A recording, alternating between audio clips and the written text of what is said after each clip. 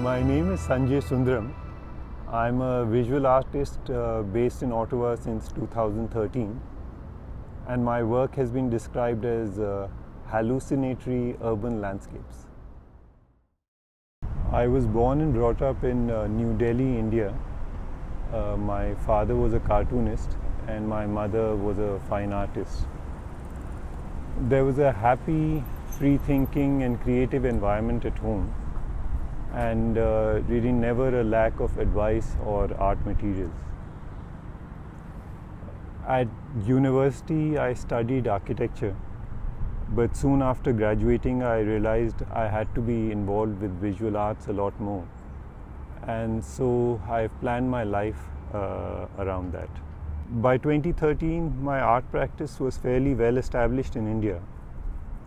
I was showing regularly in group and solo shows, participating in art fairs and residencies, and had exhibitions in the US, UK, Italy, and of course various cities in India. The decision to immigrate to Canada at that point was a hard one in that sense. Fortunately, things seem to have worked out fine, though I've noticed a lot more references to flight and to change have appeared in my work. I continue to show regularly in Canada and abroad. My work has been collected, perhaps given the environmental themes, it's been collected by organizations such as the World Wildlife Fund for Nature, UNICEF, the United Nations Development Programme, the David Sheldrick Wildlife Trust, the City of Ottawa, and most recently the Government of India.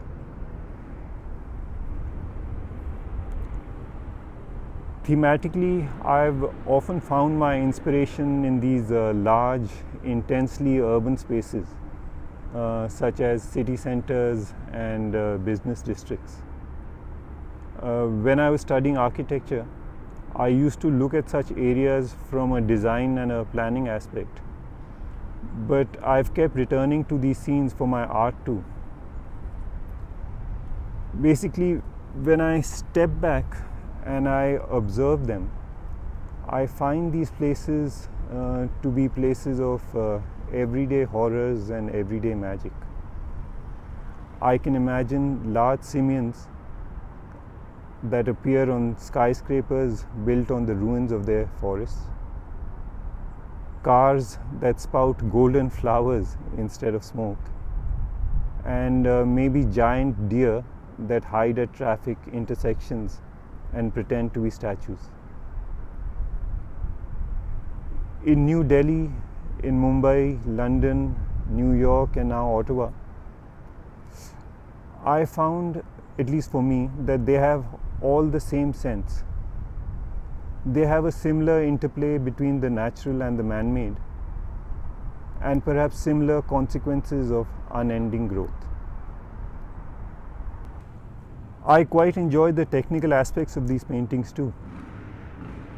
If you look closely at works such as the tower, where about 30 skyscrapers and monuments combine together to form a single cohesive structure, it requires a fairly thorough understanding of, let's say, orthographic projections and perspective to create this. Each building in that painting needs to be drawn in the appropriate scale and perspective depending on its position in the tower, else it could easily look like a collage of buildings simply pasted on. Even when the buildings distort, like in the painting The Road of 12 Pillars, the distortions need to be done with the rules in mind. Sometimes the pencil sketches for these works can take as long as the actual painting, and for me these are equally enjoyable to do. I have explored such themes in different media as well, sometimes large-scale tessellations and installations, and recently my series with QR codes is on similar lines, where the QRs that I design and embed in paintings provide a parallel layer of communication when the works are viewed through a phone.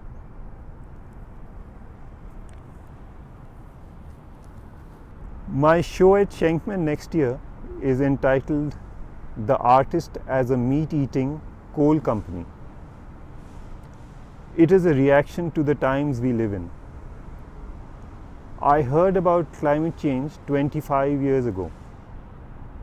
Along with many artists, architects, designers, and filmmakers of that time, I set out to spread awareness and hopefully make things right. More than half of all the carbon emissions humans have put out in the atmosphere have come in that time frame, in the last 25 to 30 years. This exhibition is an acknowledgement of our lack of influence, a moody celebration of failure. I have some pieces worked out that revel in their uselessness, but I am still not fully decided how it will play out. Maybe I'll replace them all with paintings of science facts, and I have to figure out a way to transport my works on a bicycle.